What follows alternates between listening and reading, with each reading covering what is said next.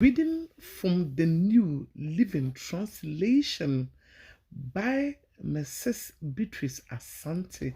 Reading Daniel chapter 11. Kings of the South and North. Now then, I will reveal the truth to you. 3 more Persian kings will reign, to be succeeded by a fourth, far richer than the others. He will use his wealth to stir up everyone to fight against the kingdom of Greece. Then a mighty king will rise to power, who will rule with great authority and accomplish everything he set out to do. But at the height of his power, his kingdom will be broken apart and divided into 4 parts. It will not be ruled by the king's descendants, nor will the kingdom hold the authority it once had, for his empire will be uprooted and given to others.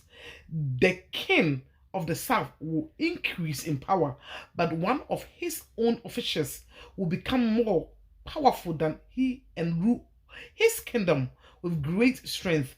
Some years later, an alliance will be formed between the king of the north and the king of the south. The daughter of the king of the south will be given in marriage to the king of the north to secure the alliance, but she will lose her influence over him, and so will her father. She will be abandoned alone with her supporters. But when one of her relatives become king of the south, he will raise an army and enter the fortress of the king of the north and defeat him. When he returned to Egypt, he will carry back their idols with him, along with priceless articles of gold and silver. For some years afterward, he will leave the king of the north alone. Later, the king of the north will invade the realm of the king of the south, but will soon return to his own land. However, the son of the king of the north will assemble a mighty army that will advance like a flood and carry the battle as far as the enemy's fortress. Then, in a rage, the king of the south will rally against the vast forces assembled by the king of the north and will defeat him. After the enemy army is swept away, the king of the south will be filled with pride and will execute many thousands of his enemies, but his succeed will be short-lived. A few years later, the king of the north will return with a full equipped army, far greater than before. At that time, there will be a general uprising against the king of the south. Violent men among your own people will join them in fulfillment of this vision, but they will not succeed. Then the king of the north will come and lay siege to fortified city and capture it. The best troop of the south will not be able to stand in the face of the onslaught.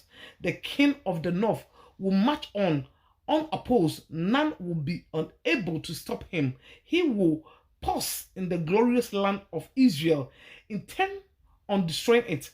He will make plans to come with the mighty of his entire kingdom and will form an alliance with the king of the south.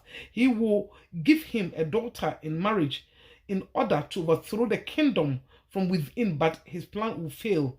After this, he will turn his attention to coastland of the conquered many cities, but commander from another land will put an end to his insolence and cause him to retreat in shame. He will take refuge in his own fortress, but will stumble and fall and be seen no more.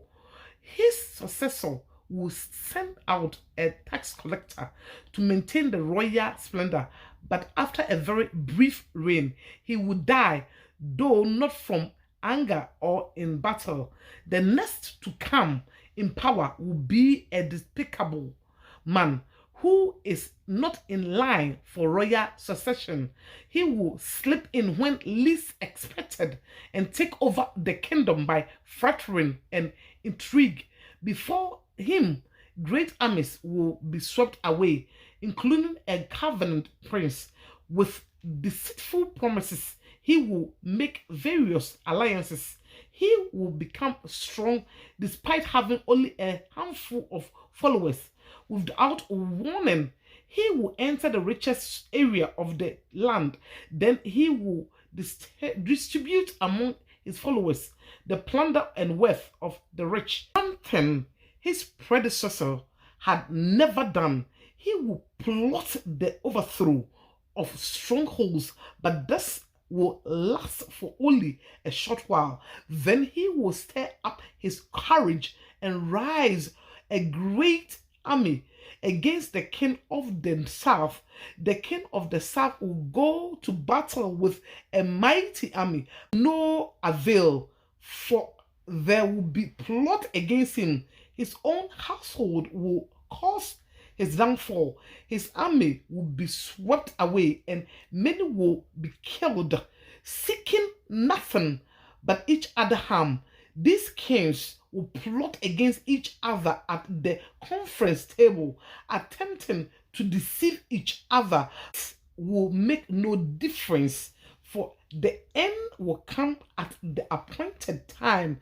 The king of the north will then return home with great riches. On the way, he will set himself against the people of the Holy Covenant, doing much damage before continue his journey. Then at the appointed time, he will once again invade the south, but this time the result will be different, for warship from western coastlands will scare him off, and he will withdraw and return home.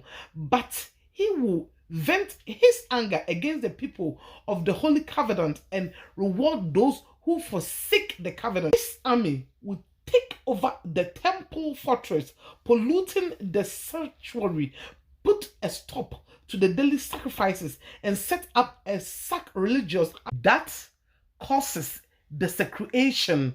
He will flattery and win over those who have violated the covenant, but the people who know their God will be strong and will resist him.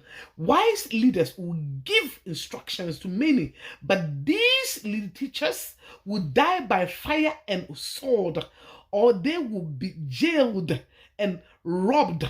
During these persecutions, little help will arrive, and many who join them will not be sincere, and some of the wise will fall victim to persecution.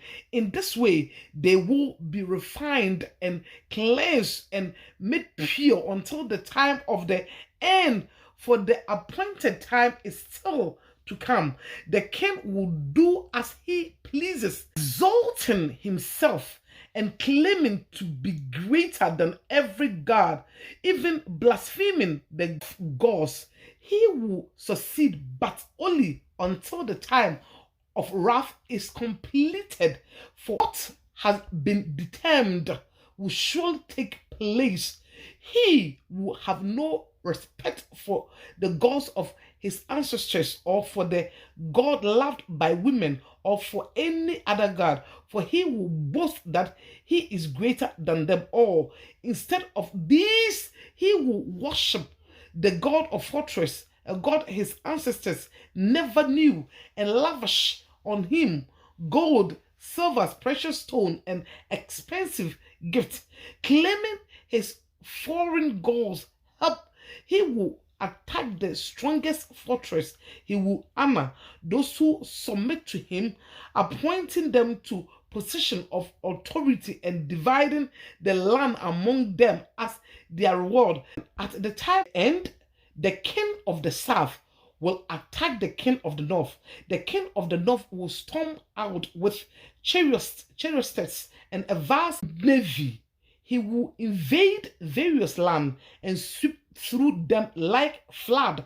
He will enter the glorious land of Israel, and many nations will fall, but Moab, Edom, and the best part of Ammon will escape. He will conquer many countries, and even Egypt will not escape. He will gain control over the gold, silver, and treasures of Egypt, and the Libyans and Ethiopians be his servant. But then news from the east and the north will alarm him, and he will set out in great anger to destroy many.